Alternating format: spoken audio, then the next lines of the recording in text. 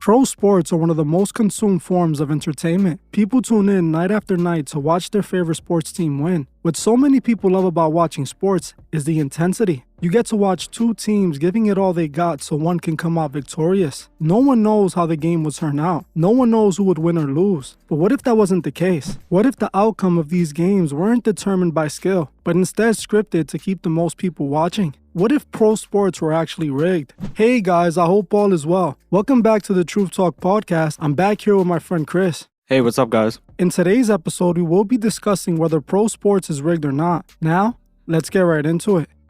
I have made many videos on the truth about the big professional sports leagues. These videos are usually met with a lot of resistance from people as sports are a big part of people's lives. The first thing I am going to say is that I do believe athletes in pro leagues are talented and work their bodies to the maximum potential. But I do firmly believe that skill isn't what always determines the win or who is the biggest name in the league. If you've seen my previous videos on pro sports, then you know I have found a link between Freemasonry and just about all major sports leagues. The sport of basketball was created by a man named James Naismith, and he was a member of the Freemasons. Many professional basketball players like Shaq have been open Freemasons and have shown their alliance since the beginning. Baseball was also created by Masonry, as Alexander Cartwright, who is considered the father of baseball, was also a Freemason. The baseball field's design literally incorporates the Masonic square compasses. The Freemasons were also behind football, as the father of football, Walter Camp, was a part of the Skull and Bones secret society. The Skull and Bones is a secret society located in Yale University that was created by the Freemasons. Believe it or not, soccer was also created in a Masonic lodge. On the 26th of October, 1863, 11 football clubs and schools from London met at the Freemasons Tavern to form the Football Association and to agree on a code of football rules. Morley was in attendance and was awarded this plaque by the Freemasons for his importance in establishing the sport. The plaque read, "The Football Association was formed on the proposal of Ebenezer Cobb Morley at the Freemasons Tavern." And it's the same thing with pro boxing as well. There have been many open Freemasons in the history of boxing. Some of the biggest names in boxing have been tied to the Masonic order. The boxer Sugar Ray Robinson, who was considered one of the greatest boxers of all time, was an open Prince Hall Freemason. Manny Pacquiao was a Freemason as well. In this photo, you can see him in a Masonic lodge. In fact, many of the top stars in all of these pro sports leagues are Freemasons. You have to close your eyes and look away not to see the Freemasons are the ones controlling the outcome of these sports. But why, you may ask? Well, it all goes back to controlling the masses. The Romans learned long ago that if you keep the masses distracted with games that they made big and grand, the masses will stay distracted and become easier to control. Pro sports is just like everything else that comes from Hollywood. It's just entertainment. It is created to entertain you to keep you distracted and consumed, making the masses easier to bend to their will.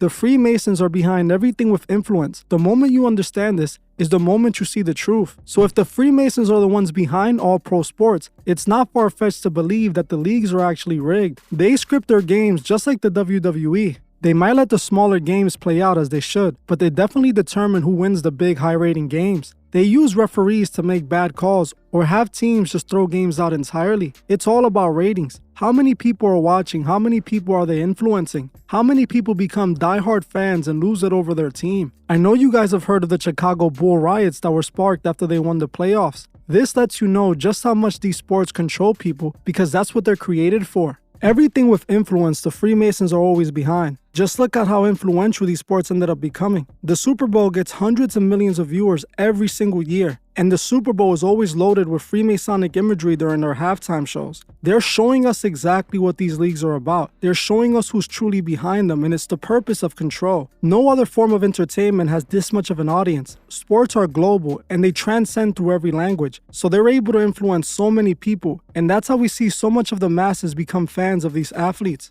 It'll be dumb to think that these games aren't rigged, specifically when they know just how much people are consuming them. They have to control the outcome in order to push whatever narrative they want. They know how to keep the ratings going. Chris, haven't you seen instances where you believe the games are rigged? Yes, I will say there's a lot of evidence that points to pro sports possibly being rigged. There have actually been times in history where teams have been called out for rigging games, like the Black Sox scandal. Back in 1919, the White Sox were accused of throwing the World Series game after many players took bribes from mobsters. It was all a massive gambling scandal. If mobsters can essentially find their way into rigging games, it shows that players have no trouble following a script. I myself have seen instances while watching games where I feel that the referee makes unnecessary calls There's one NFL running back, Arian Foster, who actually confirmed the NFL gave him and other players a script for upcoming games. He even said how dedicated they are to the script. So, Aaron, it's funny, before we start taping, Aaron was telling me about how the NFL is rigged and how every year he used to get a script. Day one of training camp that would get dropped off at his locker. And you would have to, it was like week 1, do this. Week 2, you're going to have a hamstring injury. Week 3, this is going to happen. Week 4, you're going to get 3 touchdowns. And so you just have to, did you memorize those before the season started, or would you go and rehearse the script before every game? We were really dedicated to it. So it was more so like, that's what practice was about. It was about practicing the script. Like, this is what goes on and this is what we have to do in order to, And this referee's going to miss this call. Because they hate you and they love the Colts. Yeah, WWF, so it's like, you know, we know what's going to happen, but you still got to put on a show. What did you think when you got the script in 2016 that said your career was going to fall off a cliff when you stopped believing in God? That was 2015. Around there. That was 2015. And oddly enough, the script writers, it didn't have anything to do with that, actually. It just had more so to do with they needed a change of scenery in Houston. It was time to go. Yeah, it was time to go. So they wanted to get everybody out of Houston. That was the ultimate goal. So that was what that was about. Exactly my point. Right now, we're seeing a great example of the NFL rigging the league as well. The Super Bowl is this week, and this Super Bowl has gotten more attention than in previous years. But why? Well, it's all because of Taylor Swift's relationship with one of the players, Travis Kelce. The NFL is expecting a massive rise in viewership because of Taylor coming out to the game in support of her boyfriend. The thing is, we all know most of Hollywood's relationships are put together by a publicist, and this is exactly what is going on in this situation. I am confident they have instructed Taylor to get in this relationship as is good press for both the league and her career, and it's all about views and control. We know Taylor Swift is one of the biggest Masonic puppets, and the NFL has been trying to get her to do the Super Bowl for the last few years, and she has denied it. Now she's all of a sudden in a relationship with a top player in the league and bringing in a bunch of press to the league. I see a deal clearly. That's exactly what's going on, and it's a perfect example of how they use these celebrities as puppets. They need more viewers to come to the NFL, so what do? They go get Taylor Swift. She's going to get more viewers. And don't get me wrong, they already had record numbers in 2023. And in order to continue to have record numbers, they have to up the antics. And this year, the way they're going to do that is by having Taylor Swift show up. They're going to base this whole thing around it. And that's how they use these celebrities to bring attention to what they want. And they do that in many things, like I've already explained many times before. Chris, when you see the situation, does it look like a staged relationship to you? Yeah, it could possibly be a staged relationship. There was also an instance in a boxing match between Manny Pacquiao and Timothy Bradley back in 2012 that clearly appeared to be rigged. In the match, it was obvious Manny won. But out of nowhere, the match was determined to be a win for Bradley after judges made a split decision. Many people were left wondering what the deal was if Manny clearly appeared victorious. This is when people started digging and realized Manny and Bradley were both signed to the same agency, Top Rank, and it is believed they were working with the judges to rig the match. It's interesting that you pointed out Manny as a Freemason, knowing that he is accused of being part of a rigged match. Yeah, and it's not just Manny Pacquiao that's an open Freemason. Like I've said before, Shaq has admitted live on television that he was a Freemason. What is going on there? That's like my profession. You don't know nothing about that. Can we get a close-up on that? Yeah, I don't know nothing about what that. is the profession? Yeah, which profession are we talking about? Just look at it. Is it a legal profession? Of course it's legal. It's a ring of my profession. Okay. It's too many. That's too bright. That's too bright. Well, anyway. Mason, are you a Mason? Of course I am. Okay. Of course I am. Okay. And there's pictures of Shaq in a Freemason lodge shaking hands with fellow Freemasons. Scottie Pippen is another one that's an open Freemason. And if we look at LeBron James, he has the Bolé tattoo right on his chest, which is another Masonic organization. If we look at baseball, it's all over baseball. The field is literally shaped like the scoring compasses, like I mentioned earlier. The same thing with boxing, the same thing with the NFL. We all remember the situation with Aaron Hernandez, who was found in a cell. And when he was found, it was discovered that he drew Masonic symbols on the wall in blood.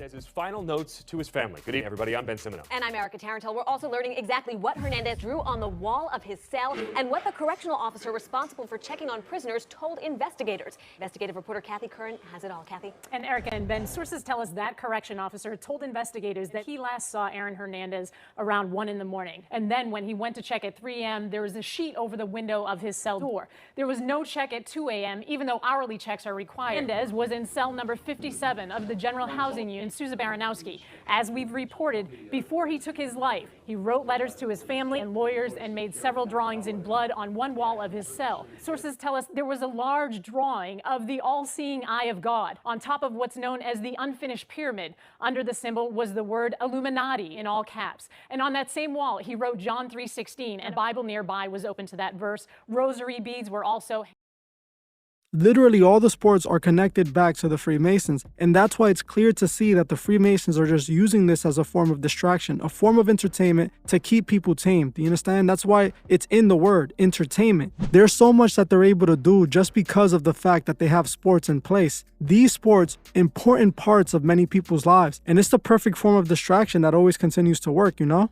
And you can see that the NBA is also being used to push agendas, as we saw with Dwayne Wade and the whole situation with his child. I believe that's a direct agenda being pushed. And we even saw Larry Johnson calling him out, who's a former NFL player. He literally said the Freemasons run the league. I know that he has a connection to Rock Nation, and he was at one point signed to them, but he ended up leaving the label as well. But he himself came out and says it all the time. He's open with it. He calls out Dwayne Wade. He says that he is being used to push this Lil Nas X agenda. If people like Larry Johnson can admit this openly, the fans are the ones that are lying to themselves to be able to deny it, because all you have to do is do a little bit of research. And when you start looking at all these people that created these leagues and these sports were all Freemasons, it tells you the truth for yourself. You would have to deny it at that point. You know what I'm saying? Interesting you said that. When I was researching, I saw a similar article of Larry Johnson saying D. Wade offered his son to the industry at a very young age. Seeing how supportive D. Wade is of his child doing it at such an early age, it seems like it was incentivized. I don't see how a father can be so supportive of their child doing that at such a young age.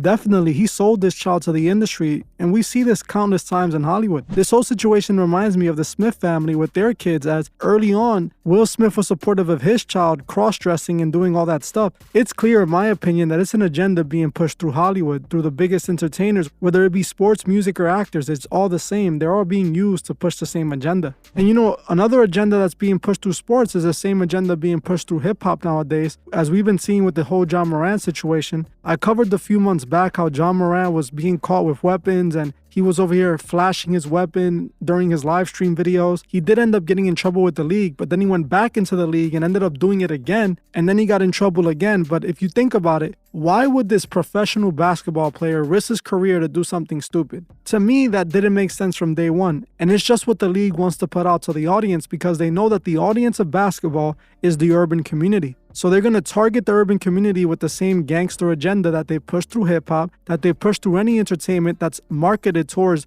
the urban community. That's why they have John Morant flexing with these weapons and doing all these things, because they're trying to promote this to the urban community, who's the primary people that consume basketball to begin with. It's hard for you guys to see all this evidence that we presented in this video and think that these games are not rigged, and think that the league is not rigged in general and is not being used just to control you guys. I'm not saying for you guys not to watch sports. I'm not saying for you guys not to play sports. I'm not saying for you guys not to like sports. That's not the point of this video. What I want to do is wake you guys up so you guys are not controlled by these sports. So you guys are not manipulated by these pro athletes that are just puppets to the elite. They're using these pro athletes to get to you. They're using LeBron James. They're using D. Wade because they know you're idolizing them. They build these people up to be stars, to be the best. They want you to worship them, and it's working. People call these people the GOATs. They call these people gods. They worship the ground their feet walk on. They want to be just like them, and they'll do anything for them. That's exactly what the elite want. They want to create these mega icons, these mega stars that you're going to worship and give all your attention to and be influenced by in order for them to be able to further control you. But we're going to end it here, guys. I appreciate each and every one of you guys for stopping by. I want to thank you guys for watching, and I'll see you guys in the next one. See you guys next time.